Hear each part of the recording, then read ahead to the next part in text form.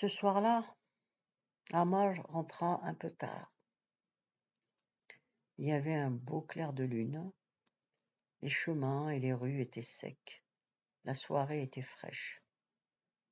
C'était plaisir de s'attarder et de discuter d'affaires sérieuses sous la lumière indécise du scintillement céleste.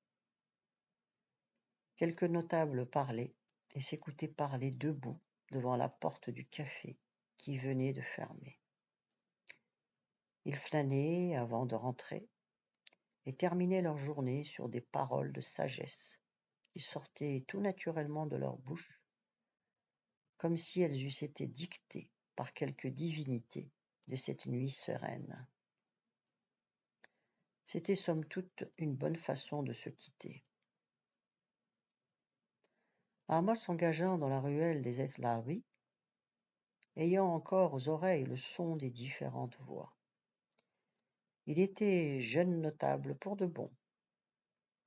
Il avait saisi la manière, savait trouver la bonne réponse, comprendre une allusion, y répondre par une autre, citer la fable ou la parabole moralisatrice, présenter un fait vécu ou vraisemblable, arriver ainsi à susciter l'étonnement ou l'estime, facile à lire sur des visages faussement indifférents. Il trouva sa mère couchée en boule au pied du lit. Madame l'attendait pour lui servir le couscous et dîner avec lui. Les deux femmes ne se disaient rien. Lorsqu'il entra, Marie avait un journal à la main, un journal plié, avec lequel elle éventait le couscous tout chaud qui fumait sur la table. « Je suis en retard, dit Amar. Tu as sommeil, maman ? Je m'installe, mon fils. Tu sais que je dors ici ce soir. Ah, très bien. Mais alors, dans la soupente, peut-être. Non, non, les Hamouches ne me chassent pas. J'y retourne demain. C'est toi qui dois y aller aujourd'hui. Qu'est-il arrivé ? Rien de grave. Il n'y a personne chez eux, voilà tout. Slimane n'est pas rentré ? Ah, je comprends. Et Shabha ? Shabha dort chez ses parents. C'est tout à côté, bien sûr. C'est loin ce marabout que Slimane est allé consulter ? Une journée de marche. Il assiste à une séance de la Zawiya toute cette nuit, et demain il revient. Il sera rentré le soir. Grand bien lui fasse. Je ne sais pas à quoi lui serviront tous ces pèlerinages. Il faut le plaindre, mon fils. Tu crois vraiment que je dois aller dormir là-bas ? Et toi, Marie, qu'en penses-tu ? Oh, moi, ta mère prétend qu'il y a des voleurs dans les parages. C'est évidemment une marque d'intérêt qu'ils apprécieront, dit la vieille. Ramdan est bien vieux pour garder la maison. J'ai suggéré que mon fils n'admettrait pas que Ramdan soit obligé de prendre la garde. Tu as bien fait, ma mère, c'est entendu. C'est surtout pour la paire de bœufs. Les voleurs ne convoitent rien d'autre. Mange, mon fils, mange. Et puis, va là-bas.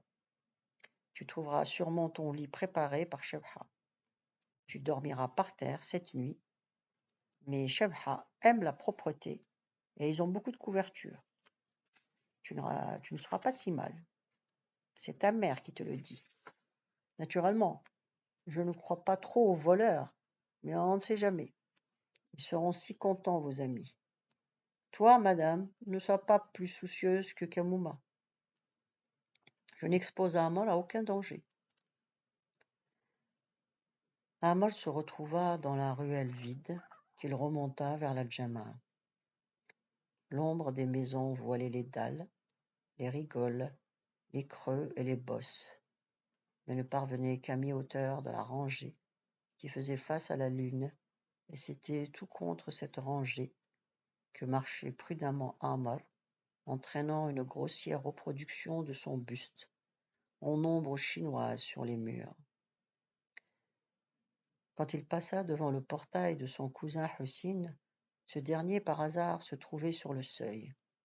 Amar passa sans rien dire, parce qu'il ne vit rien. La maison était dans l'ombre. À la Djama, il n'y avait pas un chat. Les bancs de pierre sagement alignés semblaient goûter le repos. Des rayons de lune miroitaient ci et là sur les dalles de schiste polies. Cette impression de repos, Amal la ressentit d'aussi loin qu'il vit la Djama. Mais lorsqu'il y arriva, il s'y mêla quelque chose de lourd, de pénible et de triste.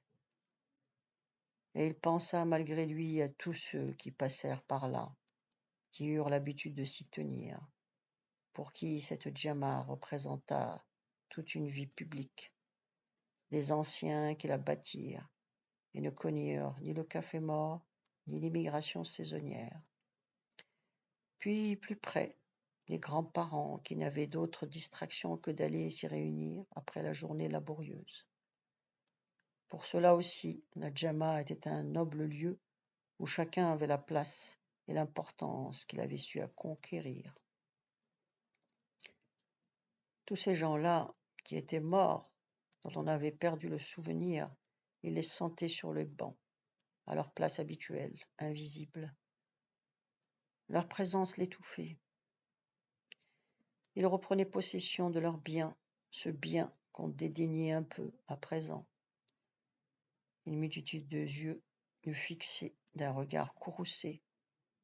Il traversa la Djama en s'efforçant de garder la même allure, mais en regardant droit devant lui. Lorsqu'il eut dépassé la Djama, il haussa les épaules et retrouva son calme. Il les avait connues dans son enfance, toutes ces angoisses ridicules, ces frayeurs de fille nerveuse et de garçon simple d'esprit. Et voilà que ça le reprenait à son âge. Il lui avait donc suffi de 2 années pour redevenir tout à fait kabyle, comme s'il n'avait jamais voyagé ni côtoyé la mort.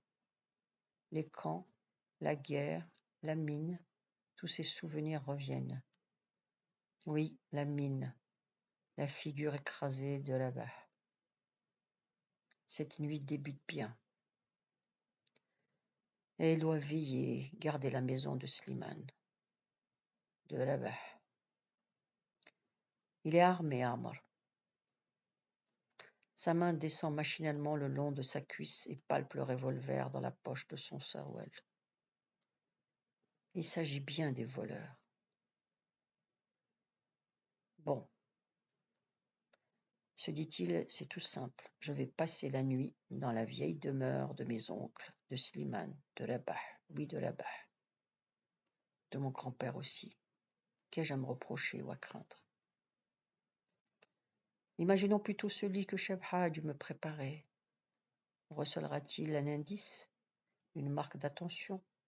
Je suis sûr de trouver quelques messages intimes et délicats, comme une pensée tendre, quelques signes que nul autre ne saurait remarquer, qui sera un appel discret de son cœur. Il heurta le vieux portail qui céda et s'ouvrit sans bruit. En quelques enjambées, Amer se trouva devant la grande pièce habitée par le ménage. Les 2 autres chambres, qui fermaient la cour en carré, étaient toujours closes, servant de grenier et même de fenil. Pour donner une idée exacte de la demeure, il faut imaginer que le carré n'est pas complet et que l'une des maisonnettes laisse un petit couloir entre son mur de pignon et la maison voisine. Ce couloir fermé d'une clé en roseau servait discrètement de lieu d'aisance pour les femmes. C'était bien conçu. Slimane était au large, évidemment. L'habitation était son orgueil, au même titre que Takast. Le clos en bordure de la route où les Aïd Hammouch avaient leur café.